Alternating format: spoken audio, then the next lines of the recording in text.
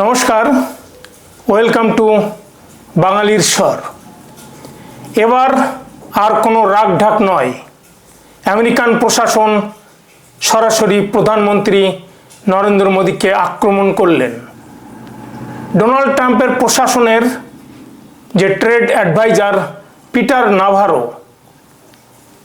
প্রধানমন্ত্রী নরেন্দ্র মোদীর উপর ব্যক্তিগত আক্রমণ ছুড়ে দিলেন, তোপ দাগলেন। তিনি বললেন, ইউক্রেনের কনফ্লিক্ট মোদীর যুদ্ধ।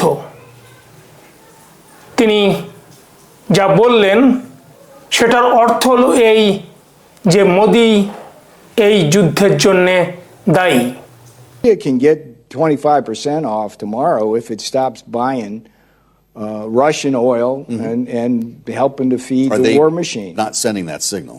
They're not. And look, here's the thing. I'm puzzled, okay? Because Modi's a great leader. These people this is a mature democracy with intelligent people running it. And they look us bald-faced in the eye on the tariff part and say, we don't have the highest tariffs in the world, when in fact they do. There's no dispute. And then they say, oh, we're not going to stop buying Russian oil. Now, what does that mean? I mean, we've talked about this, but it's worth talking to your viewers again. When India buys Russian oil at a discount, and then Indian refiners in partnership in India with Russian refiners make that and sell it at a premium to the rest of the world, right? Russia uses the money it gets to fund its war machine, kill more Ukrainians, and then the next thing that happens, of course, is Ukraine comes to us and Europe and says, give us some more money. So everybody in America loses because of what India is doing. The consumers and businesses and everything lose, and workers lose because India's high tariffs cost us jobs and factories and income and higher wages. And then the taxpayers lose because we got to fund Modi's war, okay? The road to peace runs at least partly right through New Delhi. I mean Modi's war. Let me ask because the road to peace runs in part through New Delhi. তিনি যা বললেন সেটা হলো এক ধরনের মিথ্যাচার, দ্বিচারিতা, হাস্যকর এবং ঔদ্ধত্যপূর্ণ। কেন বলছি কথা? মিথ্যাচার এই জন্য বলছি, তিনি যা বলেছেন সেটা হলো এই, জিস্ট বা সারমর্ম হলো, ভারত সবথেকে বেশি পণ্য বিক্রি করে আমেরিকাতে। আমেরিকা সে তুলনায় ভারতে অত পণ্য বিক্রি করে না, সেখানে ট্রেড ডেফিসিট রয়েছে। ফলে ভারত আমেরিকা থেকে টাকা ইনকাম করে সেই টাকা দিয়ে রাশিয়া থেকে তেল কেনে এবং কম মূল্যের এই তেল কিনে সেটা রিফাইন করে এবং সেই রিফাইন্ড অয়েল এবং পেট্রোলিয়াম প্রোডাক্ট ইউরোপ, আমেরিকা, সারা পৃথিবীতে তারা বিক্রি করে পয়সা ইনকাম করছে। আর পুতিন সেই টাকা নিয়ে যুদ্ধ করছে, ইউক্রেনবাসীদের খুন করছে, মারছে। তিনি আরও বলেছেন, নরেন্দ্র মোদী গ্রেট লিডার, তার পাশে রয়েছে অনেক বুদ্ধিমান ব্যক্তিত্ব, কিন্তু ভারত অহংকারী এবং তারা সার্বভৌম বলে দাবি করে। আর এর জন্যে যেখানে তারা সস্তায় তেল পাবে সেখান থেকেই তেল কিনবে, যদি সেটা বেস্ট ডিল হয়। তার এই বক্তব্যের ভিতরে আরও তিনি বলেছেন যে আমেরিকা তহবিল করছে ইউক্রেনকে সাহায্য করার জন্য, অর্থাৎ এই যুদ্ধের জন্য আমেরিকাকে টাকা দিতে হয় ইউক্রেনকে হেল্প করার জন্য। দর্শকবৃন্দ, মিথ্যাচারটা এখানেই। সেটা হলো, আমেরিকা যে টাকা তোলে, টাকা দেয়, তহবিল পাঠায় ইউক্রেনে, সেটা ইউক্রেনের খনিতে প্রচুর কফার আছে, সেটার বিনিময়ে টাকা দেয়।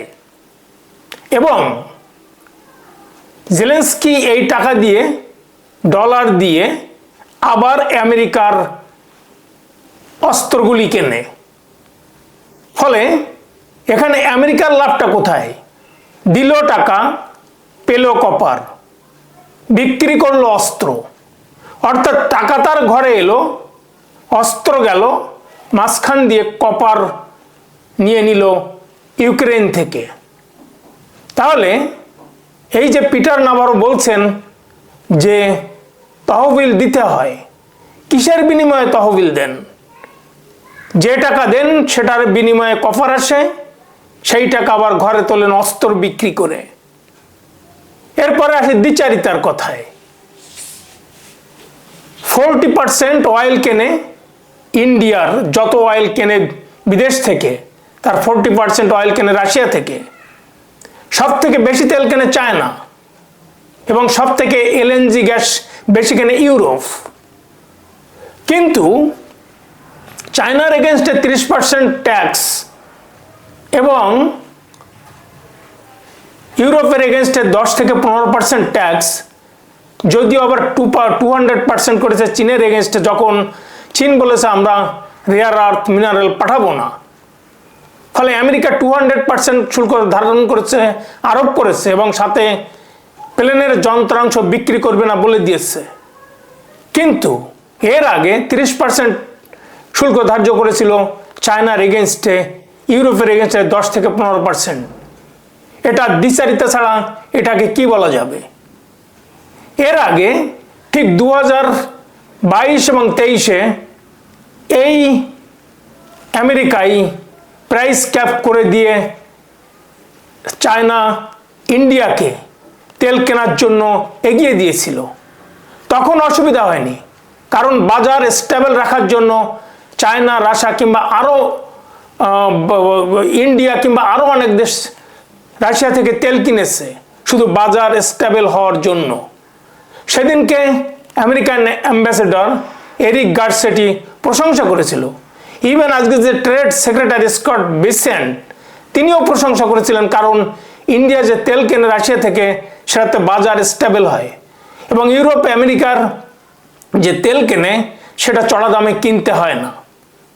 এরপর আসি ঔদ্ধত্যপূর্ণ। আজকে যুদ্ধ বন্ধের কথা বলে ইন্ডিয়ার উপর কর চাপানো হচ্ছে, কারণ ইন্ডিয়া একটা সফট টার্গেট। ইন্ডিয়া অপেক্ষাকৃত আমেরিকার থেকে দুর্বল, তাই কর চাপানো হলো। এটা ঔদ্ধত্যপূর্ণ ছাড়া আর কি হতে পারে? চীনের এগেনস্টে কিছুই করতে পারবে না, না পারবে রাশিয়ার এগেনস্টে কিছু করতে, কারণ তারা শক্তিধর দেশ। ফলে ইন্ডিয়ার উপরে আঘাত করা, ইন্ডিয়াকে আঘাত করা অপেক্ষাকৃত দুর্বল বলে সেটা ঔদ্ধত্যের পরিচয় দেয় এবং ঔদ্ধত্যের পর্যায়ে পড়ে। একের পর এক দেশকে ইন্ডিয়ার এগেনস্টে লেলিয়ে দেওয়া, পাকিস্তান হোক, বাংলাদেশ হোক, এটা ঔদ্ধত্য ছাড়া আর কি? টেলিফোনে হুমকি দেওয়া এবং বিভিন্নভাবে অন্য দেশকে উস্কে দেওয়া। ইউরোপকে এখন লাগিয়ে দিয়েছে ইন্ডিয়ার এগেনস্টে। তাদের ইউরোপের মার্কেটে ইন্ডিয়া আজকে পেট্রোলিয়াম প্রোডাক্ট বিক্রি করতে পারবে না। এটা ঔদ্ধত্যের পর্যায়ে পড়ে। অন্যদিকে তার এই বক্তব্য হাস্যকর। পিটার নাভারো বলছেন ইন্ডিয়া সার্বভৌম। এই কথা বলে আরও ঔদ্ধত্য প্রকাশ তিনি করেছেন। সত্যিই তো ইন্ডিয়া একটা সার্বভৌম দেশ, সেটাকে কটাক্ষ করা হচ্ছে। এটা ঔদ্ধত্য ছাড়া আর কি?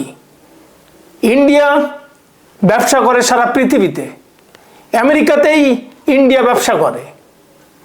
গার্মেন্টস, টেক্সটাইল, সোনা, রূপা, কার্পেট, কত না কিছুই ইন্ডিয়ান চিংড়ি যায় সেখানে।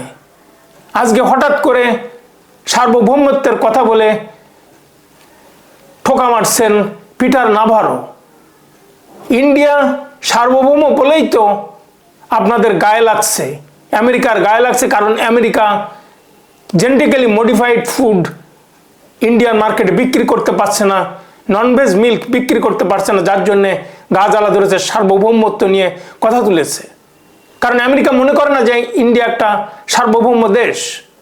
সার্বভৌম দেশ বলেই যেখানে তেলের দাম সস্তা পাবে সেখান থেকে ইন্ডিয়া তেল কিনবে, সেটাই স্বাভাবিক। কিন্তু এই সার্বভৌমত্বের কথা তুলে খোঁচা দিচ্ছে আমেরিকা, পিটার নাভারো। এটাও তো ঔদ্ধত্যের পর্যায়ে পড়ে। এরপরে আসি হাস্যকর। আমেরিকা বলছে শান্তির কথা।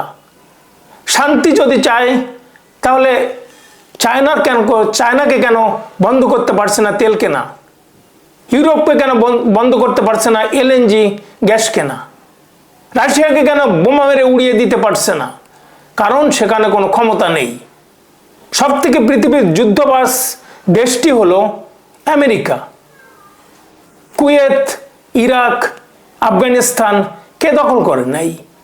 এই ইউক্রেনকে লেলিয়ে দেওয়া হয়েছে রাশিয়ার এগেনস্টে যুদ্ধ করতে, রাশিয়ার ইকোনমিকে ভেঙে দিতে। আজকে পিটার নাভারো বলছেন শান্তির পথ নয়াদিল্লির ভিতর দিয়ে গিয়েছে। অর্থাৎ ইন্ডিয়া যদি তেল কেনা বন্ধ করে তাহলে শান্তি, পিস আসবে, যুদ্ধ বন্ধ হবে। তার গ্যারান্টি কোথায়? এই কম্পেনসেশন কে দিবে? 140 কোটি মানুষের দেশ, এখানে আমরা তেল ব্যবহার করি, সবাই তেল ব্যবহার করে। আজকে আমাদের তেল কেনা বন্ধ করার জন্য আগ্রহী কেন? চায়নার তেল কেনা কিংবা ইউরোপের এলএনজি গ্যাস কেনা তো বন্ধ হচ্ছে না। ফলে তার এই বক্তব্য টোটালি হাস্যকর। পিস, আমেরিকা কি সত্যিই পিস চায়, শান্তি চায়? তাহলে ইউক্রেনকে কেন লেলিয়ে দেওয়া হলো রাশিয়ার এগেনস্টে? কেন ইউক্রেনকে দিয়ে ডোনেটস, জাপোরিজিয়া এবং লুগান্স এরিয়াতে 40,000 রাশিয়ানকে খুন করা হয়েছে? তারপরে রাশিয়া বাধ্য হয়ে ইউক্রেন আক্রমণ করেছে। কার প্রেরণায়, কার উস্কানিতে ইউক্রেন এই 40,000 রাশিয়ানকে খুন করেছে? সেটা ইউরোপ এবং আমেরিকার ইন্ধনে। পিটার নাভারো কিছুদিন আগে বলেছিলেন যে মহারাজা tariff. What is the net impact on the Americans because of our trade with India? Well, let's think about it. They have higher tariffs. There are Maharaja tariffs, higher non-tariff barriers. We run a massive trade deficit with them, so that hurts American workers, hurts American businesses. Then they use the money that they get from us when they sell us stuff to buy Russian oil, which then is processed by refiners, and they make a bunch of money there. But then the Russians use the money. তিনি বলছেন সব থেকে বেশি tariff ইন্ডিয়াতে। UK business করছে ইন্ডিয়ার সঙ্গে, Australia business করছে ইন্ডিয়ার সঙ্গে, জাপান, সাউথ কোরিয়া, কত দেশ, মালয়েশিয়া, ইন্দোনেশিয়া, একের পর এক দেশ ব্যবসা করছে ইন্ডিয়ার সাথে। কারণ ইন্ডিয়ার অগ্রগতি আমেরিকার এখন আর সহ্য হচ্ছে না, তার জন্যই এই ট্রেড ডিল আটকে গেল। ঠিক দুদিন আগেই ট্রেজারি সেক্রেটারি স্কট বিসেন্ট তিনি অবশ্য শান্তির বার্তা দিয়েছেন। I do think India is the world's largest democracy. U.S. is the world's largest economy. I think at the end of the day, we will come together. I think a lot of it by the Indians has been performative. But I will tell you, Maria, I've said this all along during the tariff negotiations. The U.S. is the deficit country. When there is a schism in trade relations, the deficit country is at an advantage. It's the surplus country that should worry. So the Indians are selling to us. They have very high tariffs, and we have a very large deficit with them. We could use a more fulsome the assist from our European partners here as President Trump is trying to end this war in Ukraine that never would have started if he'd been president. And our European allies need to step up. I don't see them threatening the tariffs on the Indians, and as a matter of fact, they're the ones buying the refined products that's made from the Russian oil. কিন্তু সেখানেও সেই দ্বিচারিতা এবং ঔদ্ধত্যপূর্ণ কথাবার্তা। তিনি বলেছেন India সবথেকে বড় Democratic country, America সবথেকে বড় অর্থনীতির দেশ। ফলে দিনের শেষে আবার দুই কান্ট্রি একসঙ্গে হবে, সমস্যা মিটিয়ে ফেলবে। তিনি খোঁচা দিতে ছাড়েননি ইন্ডিয়াকে। তিনি বলতে চেয়েছেন যে আমাদেরকে ঝুলিয়ে রাখা হয়েছে, ট্রেড ডিল আমরা আশা করেছিলাম মে জুনে হবে, তারা অগাস্টে এ নিয়ে নাড়াচাড়া শুরু করে, আলটিমেটলি কোনো ট্রেড ডিল হয়নি। অন্যদিকে তারা তেল কিনছে রাশিয়া থেকে। প্রসঙ্গত এটা আমেরিকার বোঝা উচিত যে আমাদের কৃষি ডিপার্টমেন্টের উপরে 70 কোটি মানুষ নির্ভরশীল এবং ডেয়ারি ফার্মের উপরে 8 কোটি মানুষ নির্ভরশীল। ফলে প্রায় 80 কোটি মানুষ এই ডেয়ারি ফার্ম এবং কৃষিতে নিযুক্ত। আজকে আমেরিকার পণ্য যদি বিক্রি করতে দিতে হয় তাহলে আমাদের এই 80 কোটি মানুষ না খেয়ে মারা যাবে। তাদের লাভটা আমেরিকা সবসময় বুঝে নেয়, আর সেটা না হলে আমাদেরকে অ্যাটাক করে আমেরিকা। ইভেন স্কট যে বিসেন্ট তিনি অ্যাটাক করেছেন রুপিকে। সাংবাদিকরা জিজ্ঞাসা করেছিল, তিনি ফক্স নিউজে একটা বিবৃতি দিয়েছেন, সাংবাদিকদের প্রশ্নের উত্তরে বলেছেন, সাংবাদিক জিজ্ঞাসা করেছে তাকে রুপিতে বাণিজ্য হবে কি না, তিনি বলেছেন প্রশ্নই আসে না, রুপি একটা রিজার্ভ কারেন্সি হবে এ নিয়ে আমার কোনো সন্দেহ নেই, আমার হয়তো অন্য চিন্তা মাথায় আছে, কিন্তু রুপি যে রিজার্ভ কারেন্সি হবে এ নিয়ে কোনো সন্দেহ নেই। অর্থাৎ তিনি ইন্ডিয়ান কারেন্সিকেও খোঁচা দিয়েছেন। দর্শকবৃন্দ, এই যে পিটার নাভারো পার্সোনাল অ্যাটাক করছেন নরেন্দ্র মোদীকে, এর আলাদা একটা উদ্দেশ্য রয়েছে। আমেরিকান প্রশাসন বুঝে ফেলেছে যে নরেন্দ্র মোদী ক্ষমতায় থাকতে এই ট্রেড ডিল হবে না।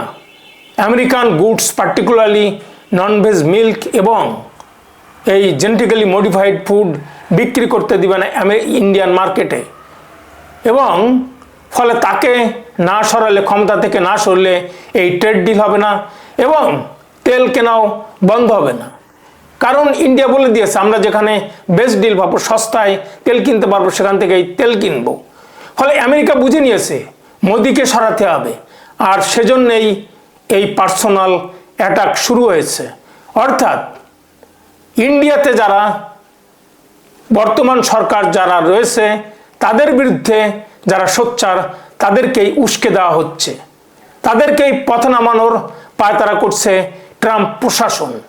কারণ ট্রাম্প প্রশাসন এখন চলছে জর্জ সোরোজের যে ডিপ স্টেট, আমেরিকার যে ডিপ স্টেট জর্জ সোরোজ দ্বারা পরিচালিত হয়, তারাই এখন ট্রাম্পের সমস্ত ক্ষমতা কুক্ষিগত করে নিয়েছে। তাদের কথায় ট্রাম্প উঠছে বসছে, যার জন্য এই পার্সোনাল অ্যাটাক চলে এলো। নরেন্দ্র মোদী যুদ্ধের জন্য দায়ী। নরেন্দ্র মোদীর যুদ্ধ এটা। ইউক্রেনের যে কনফ্লিক্ট, সেটা নরেন্দ্র মোদীর যুদ্ধ। ভাবুন, যুদ্ধটা লাগিয়েছে কারা? আজকে ইউক্রেনের পিছনে ছিল ইউরোপ এবং আমেরিকা। রাশিয়ান 40,000 মানুষকে খুন করার পরে এবং হুমকি দেওয়ার পরে যে ইউক্রেনকে ন্যাটোর সদস্য করা হবে, অর্থাৎ আমেরিকান সৈন্য, ন্যাটোর সৈন্য রাশিয়ান বর্ডারে ঘুরবে, সেটা রাশিয়া সহ্য করতে পারেনি বিধায় ইউক্রেনকে অ্যাটাক করেছে। তার জন্য দায়ী কে? ইন্ডিয়া, নরেন্দ্র মোদী, না পৃথিবীর অন্য কোনো দেশ? অন্যকে দোষারোপ করাটাও এটা ঔদ্ধত্যের পর্যায়ে পড়ে। পৃথিবী এখন ছোট হয়ে গিয়েছে, ভারতের জন্য অন্য পথ খোলা আছে। নরেন্দ্র মোদী হয়তো আজ আছে, কাল নেই, অন্য সরকার ক্ষমতায় আসবে, কিন্তু genetically modified food, non veg milk, ভারতে যদি কোনো পেট্রিয়টিক সরকার থাকে তাহলে বিক্রি হবে না।